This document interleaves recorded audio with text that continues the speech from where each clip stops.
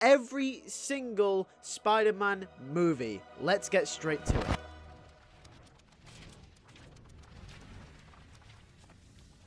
What is going on, you guys, and welcome back to a brand new video. In today's video, we are going to be ranking every single Spider-Man movie from Spider-Man 2002 all the way up until Spider-Man No Way Home. I also do want to mention that this list will not include the Venom movies and Morbius, since they do not include Spider-Man. However, if you want me to make a list with those movies included, not that it would probably make much difference, then I will do as well. But if you are new around the channel and enjoy all types of Spider-Man content, from theories, from news about all the games and movies and the shows, and also videos like this, then make sure to hit that subscribe button, and also make sure to hit the bell next to the subscribe button so you do not miss any more Spider-Man videos as soon as they come out on the channel. You can be one of the first ones to watch the videos. But with that being said, let's get straight into the list. Coming in at number 9 is The Amazing Spider-Man 2. Now, everyone knows why I do not like this movie, and it's for the same reason that many other people do not like this movie. The Amazing Spider-Man 2 is filled with so many flawed characters, plot points, and just everything in general about this movie is at a lower quality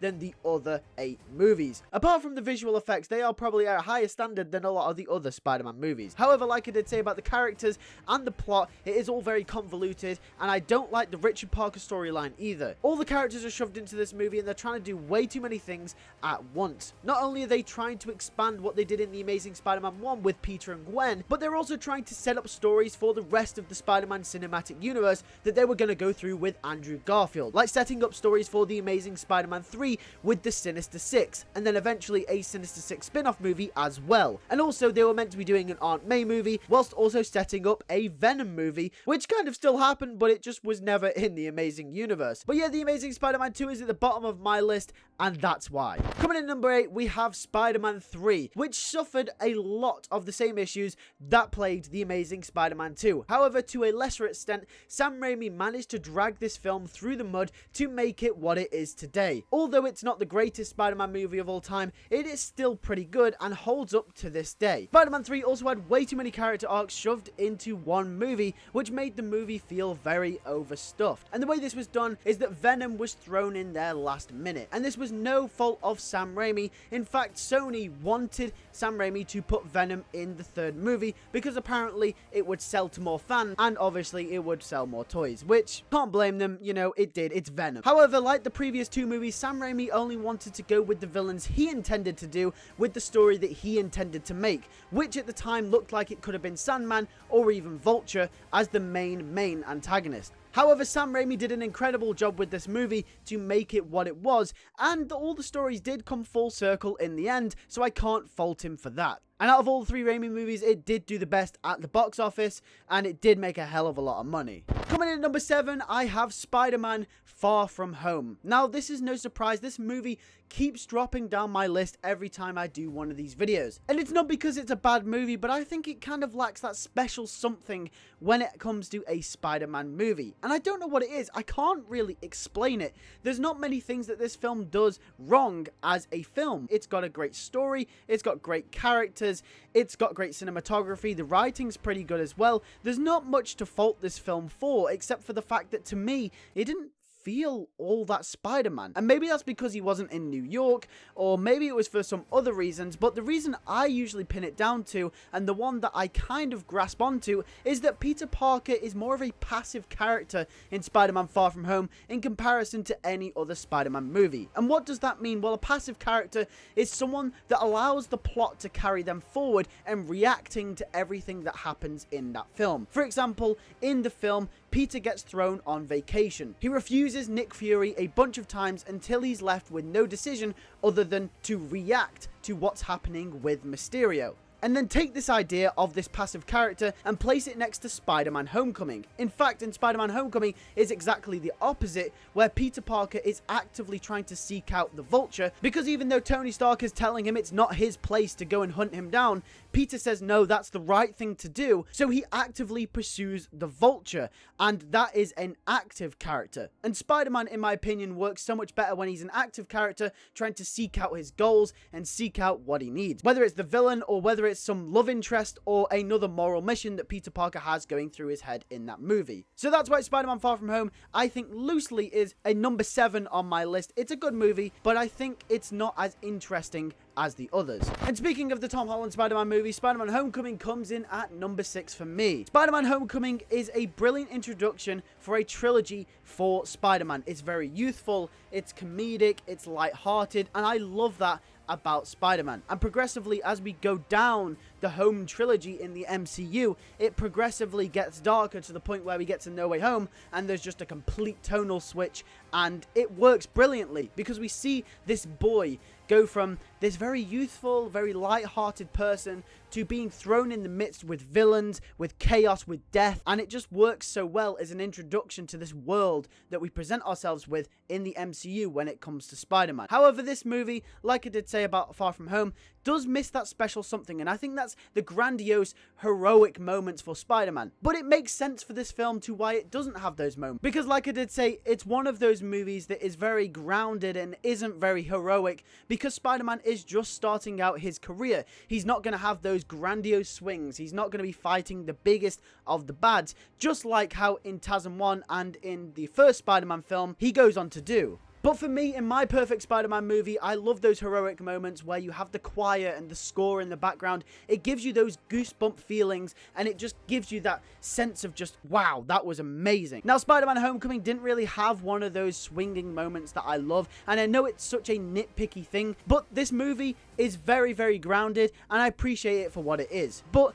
for the tone, for the feel that I like for my perfect Spider-Man movie, it's at number 6. Coming in at number 5 is Spider-Man from 2002, the year I was born. Now, this movie I think is probably the perfect origin story for Spider-Man. It nails everything from the Uncle Ben death to the first villain to the love interest. However, since it is an origin story, there are themes that they can't really explore, as they are pretty much tied down to the theme of responsibility, since that is Spider-Man's origin theme, and you can't really escape that. You can't really do much more out of that, and just personally for me, I prefer other themes over the responsibility theme later in Spider-Man's career. However, for an origin story, Spider-Man 1 pretty much nails everything on the head, and the more times you watch it, the more you realize how well constructed this movie is. Just as a film in general, it's well shot, it's well written, it's well directed, it's well edited, and everything just comes together in harmony. And the score by Danny Elfman is one of the most classic superhero scores of all time, and will definitely go down in history as one of the best superhero scores of all time. So I do really think that this movie nails everything that it has, but like I did say, I do prefer themes of other movies. That's why it is at number 5. Coming in at number 4 is The Amazing Spider-Man from 2012. Now, like I did say, I know I just said that Spider-Man 2002 was the perfect origin story. However, I do prefer The Amazing Spider-Man the slightest touch, and I'll tell you why. I felt like the tonality of The Amazing Spider-Man really centered with me more than it did with Spider-Man 2002. I related more with the characters, and this is more of a personal thing than it is anything to do with the way the film was constructed. It came out at a time when I was growing up, and I was roughly around 10 to 11 years old at the time, so it was the first Spider-Man film I saw in the cinema. And I know this is purely based off nostalgia, but I can just remember sitting down in the cinema and watching Andrew Garfield as Spider-Man. I also love Emma Stone as Gwen Stacy, and Gwen Stacy is my favorite love interest for Spider-Man as well. And this is also another personal preference, but one of my favorite subgenres, or just genres in general in film, is in fact romance. So that's a fun fact if you didn't know that about me. And obviously, The Amazing Spider-Man has a very heavy focus on romance as a subgenre. You could even say that romance is the main driving force of the film in some capacity, because there is a heavy emphasis on the Peter Parker-Gwen Stacy relationship in The Amazing Spider-Man 1, and personally that is what carried The Amazing Spider-Man 2 as well. And since this was given a lot of attention in this film, unlike it has been in other films, that is why this film resided with me a bit more. Obviously, the theme of responsibility is still there, just like it was in 2002, and it did do the story well enough as well. It did grow Peter Parker into being the Amazing Spider-Man, just as the 2002 film did as well. So just like Spider-Man in 2002, The Amazing Spider-Man still carried out the theme of responsibility and did it well enough as well. Peter Parker changed from the start of the movie from being an arrogant, cocky teenager to being the responsible, amazing Spider-Man. But like I did say, the romance really pushed it over the edge for me. That's why The Amazing Spider-Man is at number 4. And at number 3 is Spider-Man Into the Spider-Verse. This film rejuvenated Spider-Man in many ways for me. Now, as we do know, after the amazing Spider-Man 2, Spider-Man in live action was kind of downplayed for the longest time. Even when the MCU came around and snatched up Spider-Man from Sony, Spider-Man live action was still tainted by what was the amazing Spider-Man 2 in 2014. However, Spider-Man Into the Spider-Verse presented a new light to what could be a Spider-Man movie, and personally for me took the most risks, but also reaped the most rewards. Spider-Man Into the Spider-Verse is probably one of the best animated films ever made, and there's no surprise that it's already getting 2 sequels. Opening up that avenue of animation really showed us how an animated Spider-Man could work. And nonetheless, using Miles Morales instead of Peter Parker was probably the best choice as well, since Miles is a character that hasn't ever been fleshed out in a film before. It gave us something fresh, it rejuvenated the character personally for me, and going forward I think a lot of Spider-Man films could utilize this animated format, creating really awesome stories. Not to mention the art style, the animation, everything is absolutely incredible in this film. I love the color, I love the symbolism, I love everything about what makes Into the Spider-Verse work. And it's really close between this film and the 2 other films on my list, and you guys know exactly what they are. And coming in at number 2, it is Spider-Man No Way Home. Yes, Spider-Man No Way Home is at number 2 on my list. And yes, it is a 5-star, but it does lack in some places to another film we are going to talk about in just a moment. But Spider-Man No Way Home basically capped off the Home trilogy in style. Just like Into the Spider-Verse, it brings multiple Spider people together, but this time in Andrew Garfield and Tobey Maguire's Spider-Man. And personally, this was the culmination of my entire childhood. And this film absolutely rocked me in my seat. I cannot tell you how excited I was to finally watch this movie when it came out. To see this film play out and Toby and Andrew to come back, it was just absolutely amazing. And not to mention, they didn't just bring them back for fan service, they actually had character arcs as well, like little mini character arcs. The character arc that was carried out for Tobey Maguire's version of Peter Parker was to do with Norman Osborn. As we do know, at the end of Spider-Man 2002, Norman subsequently died to his own glider, and Peter Parker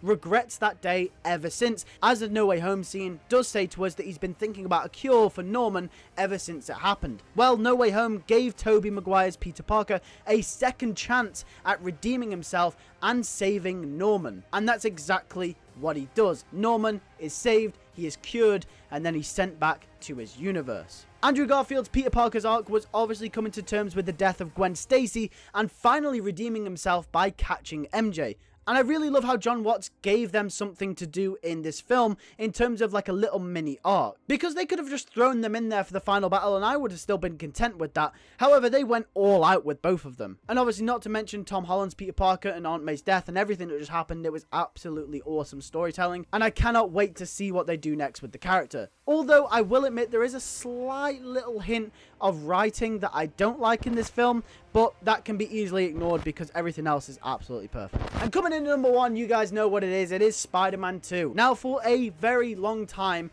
from when No Way Home came out to probably about a month ago, No Way Home was above Spider-Man 2 for me. However, Spider-Man 2, I can't put anything else above it. It always comes back around to take the top step. Spider-Man 2 from 2004 is a Peter Parker story first and foremost, and that is why I absolutely adore it. The film, in a sense, is about not giving up who you are, and Peter Parker balancing that life of Spider-Man and Peter Parker at the same time really resides with me. I love the idea of Peter giving up his powers, giving up Spider-Man because he just so badly wants to be Peter Parker, but whenever he tries to be Peter Parker, bad things happen. And I love that story for Spider-Man because it shows him that life isn't fair. It shows us that life is never going to be fair, and it's expressed through this brilliant medium of a Spider-Man movie. And I know not a lot of people are going to like that idea, and I know some people are going to prefer other movies for other different reasons, but this is just my personal opinion. Everything about the way that the film is made is absolutely brilliant, but the meaning behind it really resided with me. And it was definitely the first Spider-Man movie that I just felt like, wow. that's it for my Spider-Man list today. Tell me what you guys think in the comment section down below. What is your Spider-Man list? I want to know. Tell me, what is your favorite Spider-Man movie? What is your least favorite Spider-Man movie? And I will read all your comments, and I want to hear what all of you guys think. With that being said, thank you guys for watching this video. If you did enjoy, make sure to like on it, and also make sure to subscribe to not miss any more Spider-Man videos as soon as they come out on the channel in the future. Also, make sure to hit that notification bell so you do not miss any more videos as soon as they come out, and you can be one of the first ones to watch the videos. On the left side of your screen, you can see your videos that have been personally chosen for you based off other videos that you already enjoy, and on the right side of the screen, you can see my most recent upload. With that being said, thank you guys for watching. I'll see you guys in the next one. Take care and peace.